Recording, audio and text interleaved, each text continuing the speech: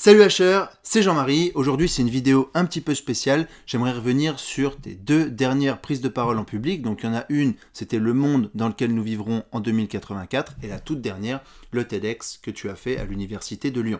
Donc bravo pour tout ce que tu fais pour la blockchain, c'est très bien et ça fait avancer le domaine. Maintenant j'aimerais revenir sur un point qui me tient particulièrement à cœur, c'est le fait que tu compares la décentralisation à Uber.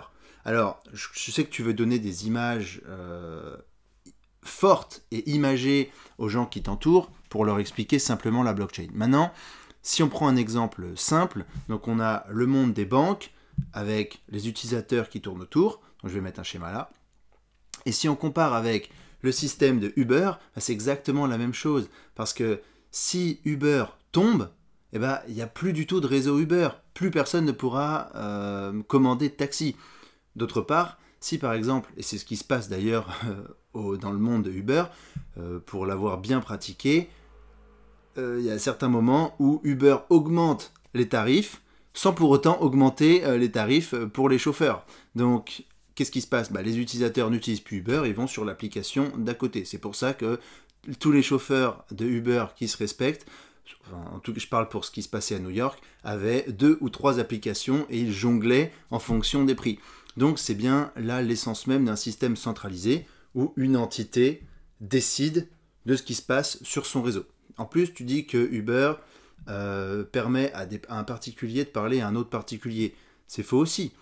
Quand on commande un taxi Uber, on parle à Uber et à l'application, et l'application nous fait matcher avec un autre chauffeur, mais on ne parle pas directement à la personne finale. C'est un petit peu comme si tu disais la banque permet de faire un virement d'une personne A à une personne B, donc c'est décentralisé.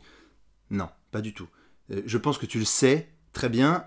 Ce qui m'importe vraiment, c'est en fait de ne pas donner des idées fausses aux gens. Tu es probablement l'ambassadeur de la blockchain en France, ou en tout cas un des ambassadeurs les plus regardés en France, et c'est important que tu dises des choses vraies. Même si elles sont simplifiées à l'extrême, il faut que ça reste vrai, et on ne peut pas dire des choses fausses. Imagine, parce que tu es dans un TEDx là, c'est pas la petite conférence. Quand on voit TEDx, c'est la vérité absolue, limite. Tu vois, il y a des choses expérimentales, mais c'est des gens, tout ce que tu vas dire, ils vont l'accepter tel quel. Donc imagine quelqu'un qui retourne à son boulot le lendemain et qui parle de blockchain et il va dire à ses collègues la décentralisation, ah oui je sais, c'est comme Uber ou comme Airbnb. Alors, au pire, personne ne connaît la blockchain et tout le monde accepte cette idée. Donc ça c'est le pire des cas. Et au mieux, quelqu'un connaît la blockchain et reprend la personne et va lui dire « Non, je crois que là, tu te fourvoies un petit peu et c'est pas comme ça que ça marche. » Parce que dans le TED, tu parles que Uber, l'application pourrait être assimilée à la blockchain parce qu'elle prend ses frais. Non, parce que dans un système décentralisé, on donne les rewards à des personnes différentes quasiment à chaque fois. Ok, on peut amener le débat sur les pools de mining plus ou moins importants, etc. Je suis d'accord. Mais là, ça va toujours dans la poche de la même personne. Parce que tu vois, dans l'exemple de Airbnb, j'ai réfléchi longtemps et c'est vrai qu'on aurait pu dire, vu que c'est quand même le propriétaire de l'appartement qui décide du prix de location, à l'inverse de Uber, on pourrait dire ok, c'est à peu près décentralisé. Mais là, en fait, il y a quand même des frais qui vont toujours dans la même poche, Airbnb, et donc on ne peut pas parler de système décentralisé. Et puis demain, il n'y a plus de Airbnb, on ne peut plus utiliser le système. Donc, j'ai juste que faut penser que les gens qui t'écoutent te voient comme la référence. Et pour moi, c'est important de ne pas donner des idées fausses. Alors, je voulais faire cette vidéo juste après la vidéo de 2084. Tu t'en parlais aussi déjà. Et je ne l'ai pas fait, et je m'en veux, parce que tu l'as refait dans un TEDx. Et en fait, je l'avais déjà fait en 2017, où j'avais mis un commentaire sous une de tes vidéos, et le commentaire avait été supprimé par ton staff. Alors, cette idée avait déjà été reprise à plusieurs endroits par d'autres personnes qui, je pense, t'ont copié. Et c'est important de dire que non, la décentralisation, c'est pas comme Uber.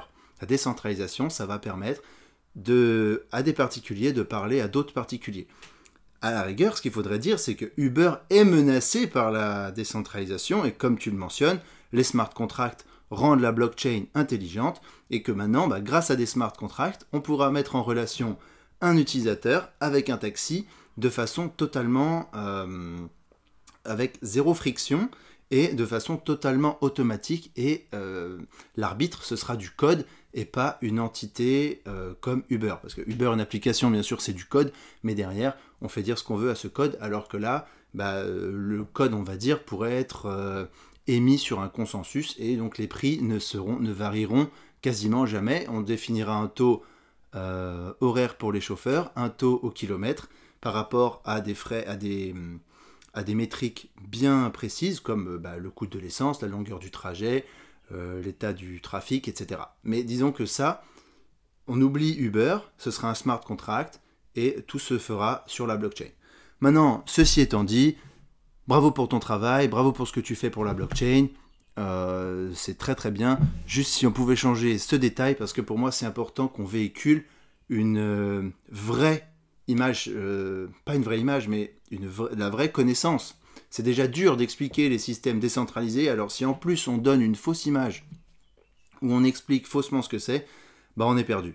Voilà, donc si tu pouvais intégrer ça dans tes prochains talks, ce serait génial. Ciao, ciao.